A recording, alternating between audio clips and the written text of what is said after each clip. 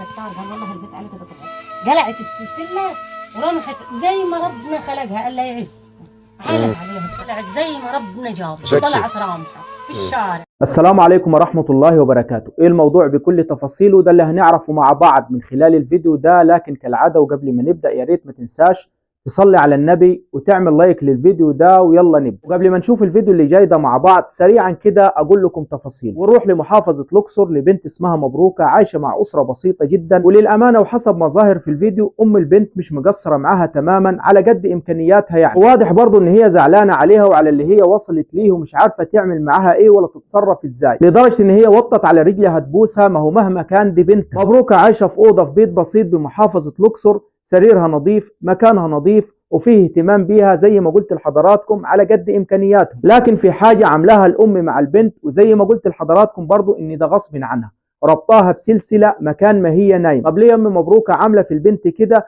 قالت لو سبتها بتطلع تعمل حاجات مش كويسه في الشارع. يعني الموضوع اتكرر اكتر من مره، تجري في الشارع وتمسك العيال الصغيره وتعضهم. ما هو غصب عنها مش بايدها، واللوم هيقع على اهلها اللي هم مش عارفين يتصرفوا معاها ازاي، ولا عندهم امكانيات يودوها اي مكان او يجهزوا لها مكان خاص بيها. ايوه بالظبط زي ما سمعت كده، بتجري في الشارع وتمسك العيال الصغيرين وتعضهم.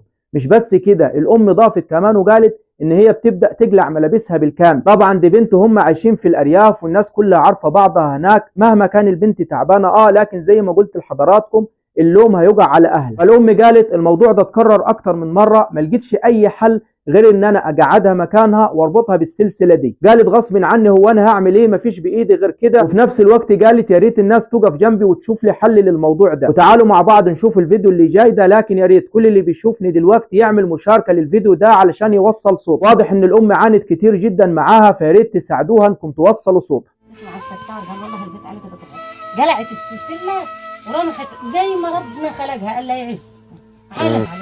طب بصي معلش يا انت بتربطيها ليه يا ام مبروكه؟ يا ام مبروكه بتربطيها ليه عشان بس نفهم الناس؟ بربطها عشان بتعدع للناس وتكت للناس يعني. بتمشي بتقلع هدومها بتقول انت صح؟ والله العظيم ويمين الله بتقلع هدوم الله قلعت زي ما ربنا جاب، عشان كده انت بتربطيها. طلعت رامحه في الشارع. بربطها عشان بتعدع للناس وتكت للناس يعني. بتمشي بتقلع هدومها بتقول انت صح؟ والله العظيم ويمين الله بتقلع هدوم الله قلعت زي ما ربنا جاب، عشان كده انت بتربطيها. طلعت رامحه في الشارع. يا مبروكه هنا حلناكي، هتروحي فين دلوقتي انت؟ هتروحي فين؟ تقعدي مع عمك؟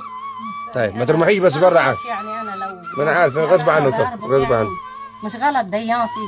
يلا المفروض ان شاء الله شقاوة انا والله وقسما بالله. المهم انت دلوقتي بص هقول لك على حاجه كده ابوس الرجلين كده. بص يا اما بص لا حول ولا قوه. اقول ايه هعمل انا؟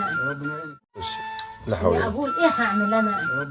وعارف حضرتك لو هنيجي نبص للناس دي هنلاقوا ان مش بس البنت محتاجه مساعده ودعم، لا ده كمان اهلها محتاجين مساعده ودعم. واضح جدا ان هم على قد حالهم وفي نفس الوقت معاهم حاله، ومش اي حاله، دي بنت محتاجه مراعاه ومراقبه 24 ساعه. يعني الام تخاف تسيب البيت لمده دقائق، البنت تطلع وتمشي. ايوه مربوطه بسلسله بس ممكن تفكها في اي وقت، ممكن حد يدخل ويفكها، ممكن اي حد برضه يدخل ويأذيها، مع احترامي للكل بس وارد كل حاجه. ممكن اي حاجه تاني تدخل وتأذيها برضه، تعبان، عقرب، ربنا يحفظهم يا رب. لان زي ما شايفين حضراتكم البيت وهم في ارياف والبنت مربوطه بسلسله، يعني لو اي حاجه جت عليها اصلا حتى مش هتعرف تجري منها، ولو جريت منها هتطلع في الشارع وتجيب لاهلها مصيبه. اهلها اللي هم اصلا زي ما شايفين حضراتكم وضعهم عامل ازاي. رجاء من كل اللي بيشوفني دلوقتي اولا يعمل لايك للفيديو ده علشان يوصل لاكبر عدد ممكن، ويعمل مشاركه علشان يوصل صوته.